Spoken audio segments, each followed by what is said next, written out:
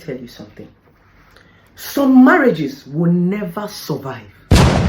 No matter the kind of prayers, no matter the kind of fasting, no matter the kind of advice you want to advise them, some marriages are going to die.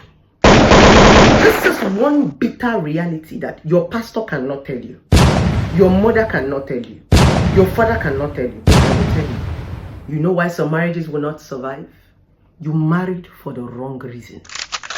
And so long as you married for the wrong reason, that marriage cannot survive. It's like a wrong foundation. When you build a house on the wrong foundation that is not strong, any structure you put on that building will fall. It's except you go back, add more stone, add more gravel, add more sand, add more cement, and solidify that foundation. That's when building can stand on it. If not, anything that goes there will fall. That is the problem a lot of you and I have. Why do you think that sometimes your ex will marry you, it didn't work? Or somebody will date you, it did not work, but they date somebody else and it worked. They married somebody else and it worked. It doesn't make you a bad person. Whenever you get into a relationship or a marriage that does not work, it's an institution of learning. If it is not working, you learn and you get out. You use that thing you have learned from your previous relationship or marriage to improve yourself, to solidify yourself for the next journey ahead of you. You don't wallow in it. Why do you think people come back to marry you even when you are married? Why do you think people come back to date you even when you have dated somebody? It simply means there is something that has been added to you. A lot of you go into relationships that did not work, and you come out of that relationship and you are the same. You do not add anything. You do not learn anything. You go back to the relationship the same. So anybody that meets you, you are still that same person. That's why your relationship will not work. Be able to learn something is a learning process. We all use each other to learn. When you get into a relationship that did not work, there is something about you that is not so right. There's something about the person that is not so right. A wise person will learn and improve their self for the next person. It is that improvement that would better the next relationship or the next marriage you're going into. Have you ever seen anybody that is telling you about their exes and they paint themselves the bad people? No. I don't think I have come to tell you that I'm a bad person when I was telling you about my failed marriage. No. People will always be the good one. If you are explaining about your ex will always be the bad one. If your ex is explaining about you, you will always be the bad one. It simply means everybody sees themselves as a saint. I was good, oh. He started beating me, oh. I did not do anything to the woman, oh. She poured me water, oh. I did not do anything. You are always the good person. Your ex is always the bad person. The same story. Your ex will always say you are the bad person and he's the good person. My point is, you need to be able to learn something from every relationship that you go in and come out that did not work. Learn it and use it to improve yourself. It's called self-improvement. In Igbo language, they will say, "Onwe umu nwanyi umu nwoke ji eto akorobia," and "Onwe umu nwoke umu nwanyi ji eto agbogobia." You use people to grow. There is nobody who walks in and out of your life that is a waste. There is nobody that come in and out of your life that is a mistake. Some come to teach you, some come to help you, some come to grow you, and some come to stay with you. You need to know when people come and they have finished their line of duty and it's time for them to go. Even though it is hard to say goodbye. But once in a while, when you know that you are done with your line of duty, you put tears in your eyes and you say goodbye. Heartbreak does not kill anybody. Heartbreak has never killed anybody. That man that you thought you were going to die when he left you, are you not still looking at me? That woman you thought you were going to lie when they leave you, are you not still looking at me? Don't you have a better life than before? Trust me, there is something my mother used to tell me. She tells me, Kiruka, if good things do not finish. Why we are in a relationship, why we are in a marriage is because we decided to be content with what we have. Once upon a time, there was iPhone 8. Once upon a time, there was iPhone 9, iPhone 10. Now there's an iPhone 11 Pro Max. But don't forget, there are some people that still use iPhone 8. There are some people that still use iPhone 7. The difference is that there's an upgrade in this phone. But every other iPhone can do the same thing that this iPhone can do. Maybe this one will snap a sharper picture. Maybe this one will do a better thing. But there's a similarity in it. But because you are content with what your iPhone 8 can give to you, you stick to it until you are able to upgrade to an iPhone 11 Pro Max. That is a relationship. You don't need to die there. That is the reason why your exes will leave you and they will survive in the relationship they are in. And you'll be wondering, hey, why they say my ex don't marry, I never marry you? Why they say my ex don't go? Hey, see my ex, they don't get picking, I don't give them picking. No. It's a self-improvement. He has been able to learn something from you and he has moved on. You that is still stagnant, you have not learned anything. You are still busy shouting, love me for who I am. Love me for who I am. Love me for who I am. Who are you exactly?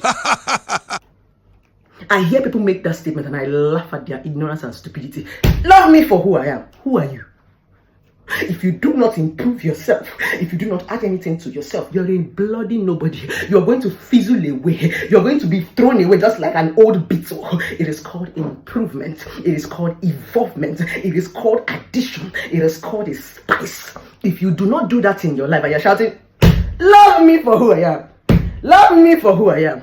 You are going to fizzle away in the air because you have not added anything to your being. It is called evolvement. Anybody that is going to come to you in a relationship, anybody that want to come and date you, anybody is simply because there is something about you. Your ex did not see that thing because that thing was not there when your ex was with you. It was something you learned in your previous relationship that you added. That is what is attracting the next man to come and date you. That is what is attracting the next man to come and marry you. That's why you can marry 2 men and marry again. You can marry 4 men and marry again. If you want to marry again, you must learn to add something to your life. So that's the secret. It's except you don't want to marry. When people see people like us, marriage is not my problem. In fact, I don't want to tell you my marital statue. But when it comes to marriage, I have men at my beck and call, left and right. Bless him, marry me. They are like this. That is not an issue. My point about you that want to marry, if you want to marry, there need to be an addition. I tell people something, I cannot go back to my ex. They say, why? I say, because that's not who I used to be. I'm not used to that kind of thing. I have grown, I have evolved. My taste of men have changed. When you become independent, when you learn how to spice your life, when you learn how to add something to your life, your taste of men will change. As a man, when you understand who you are, every time a woman leaves your life and you add something to life, your taste of women will change. You see that girl you were crying for 10 years ago, if you look at now, you ask yourself, did I really? You see that man you were crying for 10 years ago. Do you know some of us actually look at our exes and we're like, did I really date this guy? Did I really pack my leg for this guy? Do you know why you are seeing him that way? It is because you have evolved. It is because you have grown. It is because you have added something to your life. That's why your ex is no longer your spec. Now you are looking for that man that is going the same direction that you are going to. You are looking for that man that has added something to his life also. It's called direction. My darling, for everybody who come into your life, pick up something, fortify yourself.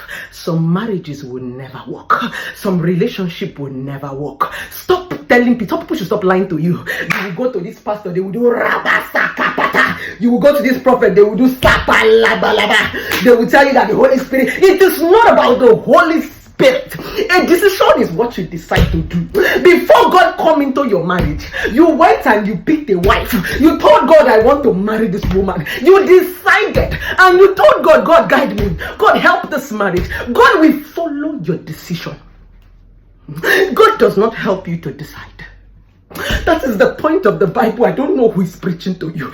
It is your decision. You will decide and bring the woman. You will decide to let her go. Everything lies in your decision.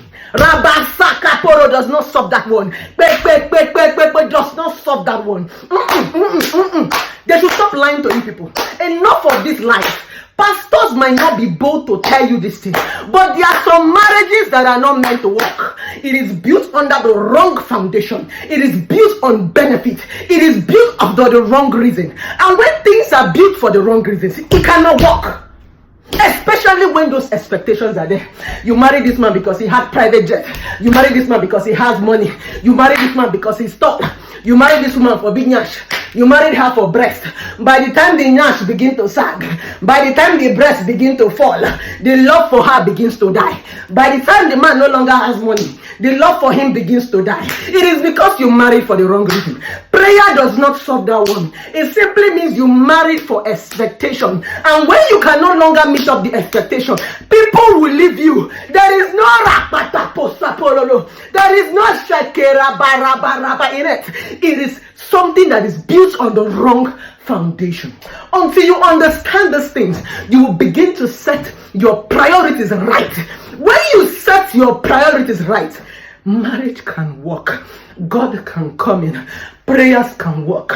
But when the priority is not right, whether you sakarabaraba and the woman married you because of money, so long as there is no money, all your sakarabaraba is a waste, because all she came into the marriage is for money. If you married her for big nyash, whether you sakarabaraba, it is only natural for a woman's body to fall after giving birth to children. It is only natural for a woman's body to change after giving birth to children. So if you married her for her body will change. No prayer point will keep a man who married you for your body. No prayer basekerebe. He will always go for that young girl who has a standing breast. He will always go for that young lady who has a big nyash.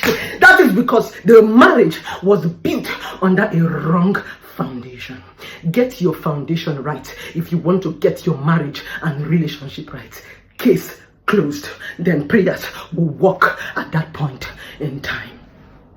I love you guys. I need to take a bottle of water.